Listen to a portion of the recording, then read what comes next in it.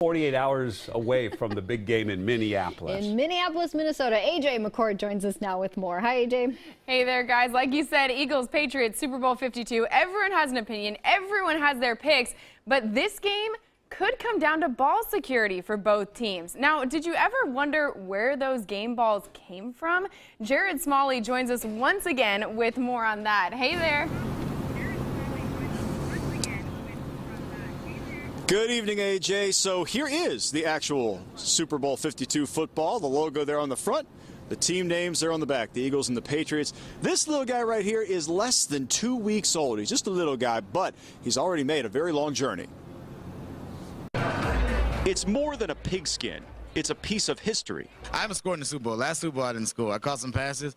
I didn't score, so best believe. I scored this week, I'm keeping that bad boy.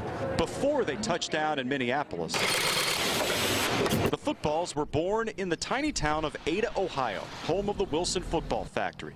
And the day after the Super Bowl matchup is set, that's the factory's Super Bowl. Monday we ship their practice balls, 54. We ship another 54 for them to play with practice or game, so they each get 108 balls. It has to be our total focus, or we can't get them done that quick. Each team then selects 54 game balls, nearly 5 times more than a typical NFL game. And for the fans, the specially stamped footballs turn into a coveted keepsake. It's going to be very special. We passed it down to my kids, so pretty cool. I remember when I first came into the league, my goal was to give a touchdown ball to every one of my coaches who helped me get to that point, and I've caught a whole lot of them, so I've been able to do that. When they kick off the Super Bowl, I think that's our factory's finest moment each year, because I know all the hands that went into making that.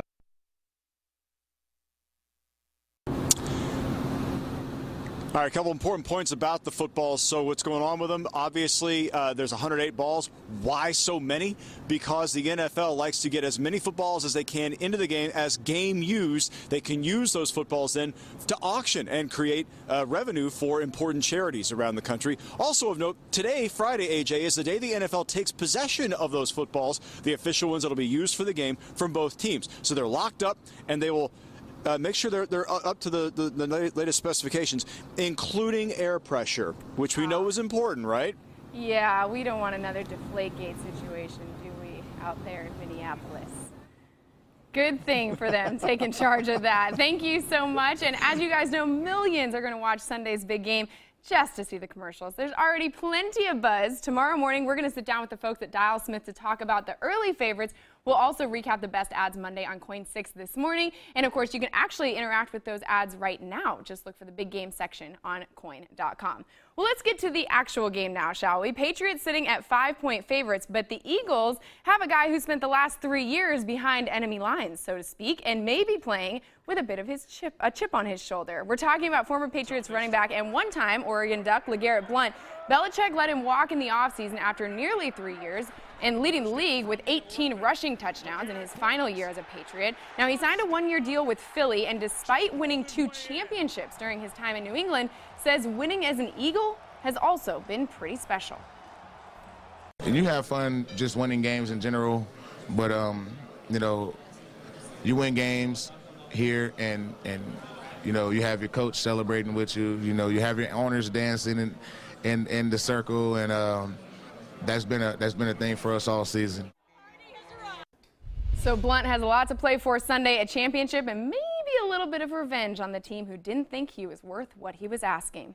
Well, the Portland Trail Blazers back at it tonight, taking on the Raptors in Toronto as we speak. It's a good test for Terry Stotts and his squad. Toronto currently in second place in the Eastern Conference standings. Right now, it's 74-52 Raptors. Now, despite the Blazers trailing, it's already a big night for Dame. He becomes just the 7th player in Blazers history to hit the 10,000-point mark.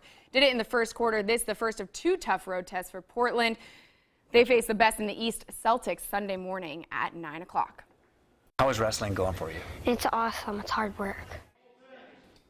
And this is one of our favorite stories of the day. 8-year-old Austin Shoppert sporting the letter O at wrestling practice at his South Dakota school. Austin, a huge fan of the Blazers and superstar Damian Lillard, and he's not letting his disability stop him from making the wrestling team. Complications from bacterial meningitis took his limbs, but his can-do attitude is what's helping him on the mat. Look at him, he's really good. And his first meet, he won one of his 3 matches and earned a standing ovation. Certainly has one for me. Way to go, Austin. Well, we've got a couple of gems on the Pac-12 women's basketball schedule tonight. 16th ranked Oregon State Beavers hosting number 24 Stanford tonight. That game tipping off in about 15 minutes, and it's another top 25 showdown in Eugene. 6th ranked Lady Ducks taking on number 25 Cal. That one at 8 o'clock inside Matthew Knight Arena. The Ducks an overall 2 seed in the NCAA tournament rankings.